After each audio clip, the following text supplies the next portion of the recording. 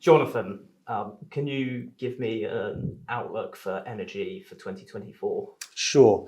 Let's give a kind of a brief summary first of all. So we've had a lot of COVID-related disruption the last few years, and this year, 24, brings normalization, I think, to that global oil demand, probably the order of about 1 million barrels a day, and that's likely to be met by supply coming from the US shale still, Guyana, Brazil, and Canada as well, meaning OPEC production is unlikely to grow meaningfully in 2024.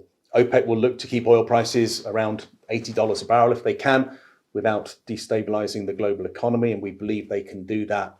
And we see the equities today pricing in about $65 a barrel. So there's some of the key points. And if we just dig into some of that in terms of demand, so certainly less COVID affected this time around. The IEA forecasting 1.1 million barrels a day of oil demand growth to 102.8 million barrels a day this year. That's still driven very much by the non-OECD. The OECD demand will actually be down this year. China being by far and away the most dominant, India a very distant second.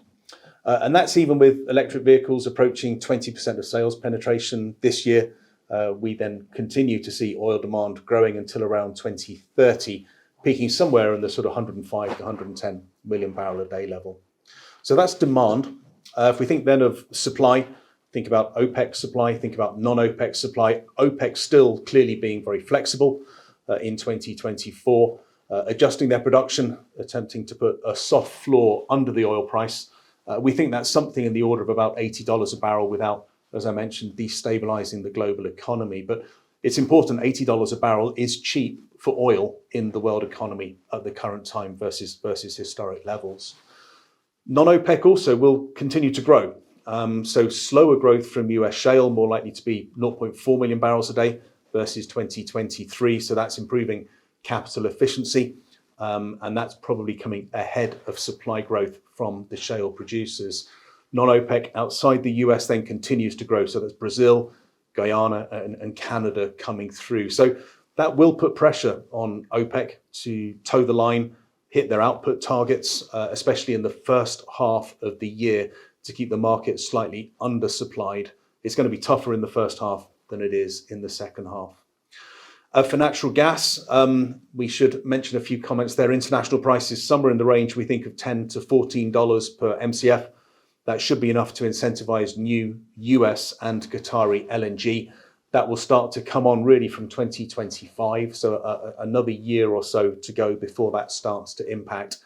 That will then help Europe offset its Russian imports that it would otherwise have been taking. Think about then the equities.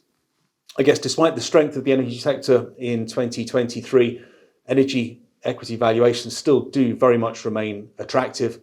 We're now looking at the MSCI World Energy Index trading on a price to book of about 1.7 times. The S&P 500 is on 4.5. So the relative there is still more than 2 standard deviations below the long-term relationship. We continue to see capital discipline being favored over organic growth. So that's very high levels of free cash flow yield. Our portfolio in 2024 at $80 Brent, we think, is an 11% free cash flow yield. So energy equities, as far as we can see, offer good upside if the oil price view that we have, the profitability and the free cash flow plays out the way that we think. We would say energy equities discounting an oil price of around $65 a barrel at the current time. Now, if we're right in our long-term price of 80 and the market were to pay for that, then that would certainly imply 30 to 35% upside across the energy complex.